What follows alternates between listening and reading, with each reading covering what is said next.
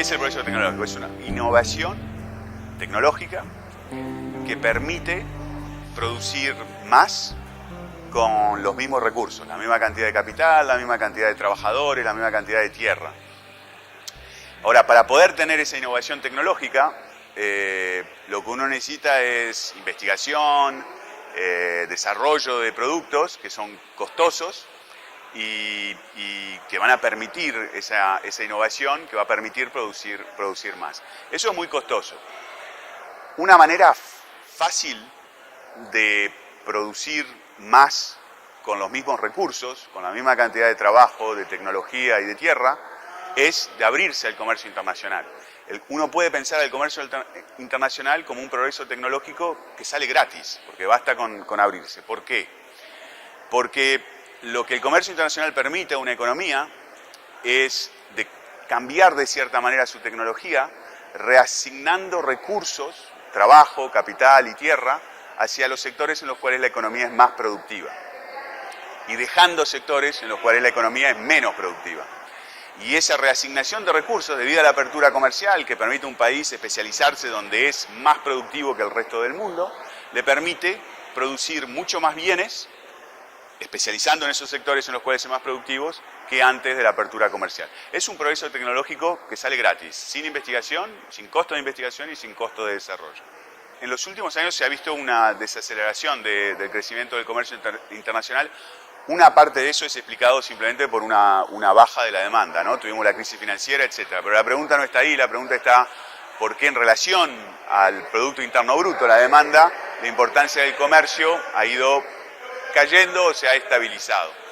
Las explicaciones que dan los economistas son dos. Creo que una tiene un poquito más de razón que la última, entonces voy a empezar con la primera. Y tiene que ver con las cadenas productivas, la intensificación de las cadenas productivas en los años 90, al principio de 2000 y hasta la crisis financiera, en los cuales las diferentes empresas hacían outsourcing hacia países donde era menos costoso producir.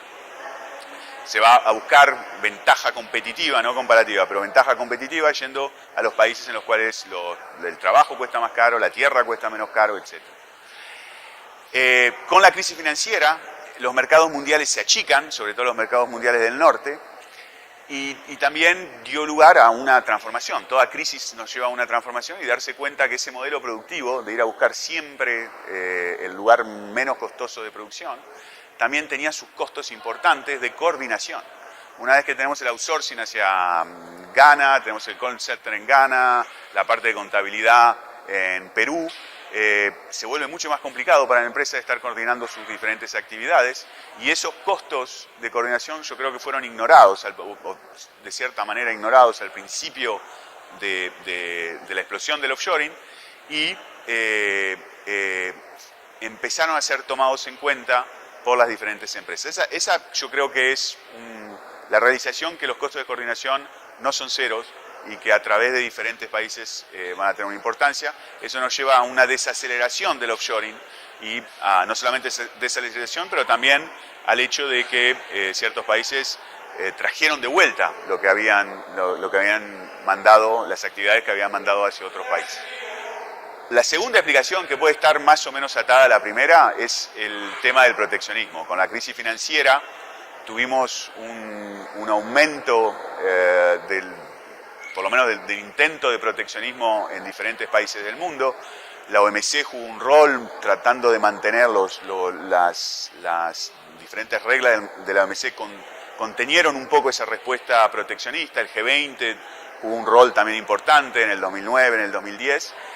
Pero sí hubo un rebrote proteccionista y ese rebrote proteccionista de cierta manera nos disminuye el comercio, va a tener un impacto sobre el PIB también, sobre el potencial de crecimiento, pero el impacto sobre el comercio es más directo y puede ser que haya sido más grande.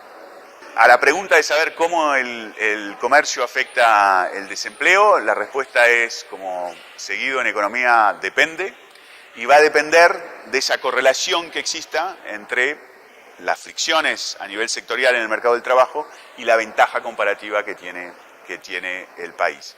En el caso de Uruguay, Esa correlación es relativamente baja, se encuentra entre el último cuantil de países en términos de correlación, lo que quiere decir que Uruguay tiene una ventaja comparativa en sectores en los cuales las fricciones en el mercado del trabajo son relativamente bajas, y eso va a hacer que cuando Uruguay se abre al comercio, va a reasignar recursos, se va a especializar en esos sectores en los que tiene una ventaja comparativa, y esos sectores son sectores en los cuales hay pocas fricciones, hay poco desempleo, y por ese efecto de composición nos va a traer una baja del desempleo en Uruguay cuando nos abrimos al comercio. Ese resultado nos explica lo que podríamos llamar la excepcionalidad uruguaya vista desde el comercio internacional, que era el tema de la jornada de investigación.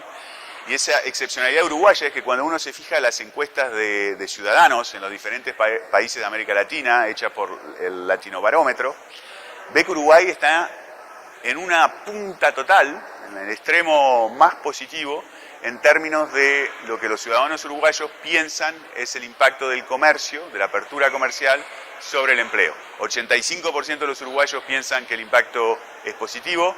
El promedio en América Latina es un 60%, así que estamos 25 puntos de porcentaje por encima. Una excepcionalidad uruguaya que tal vez pueda ser explicada por esa estructura entre el sistema productivo uruguayo y las fricciones en los mercados de trabajo.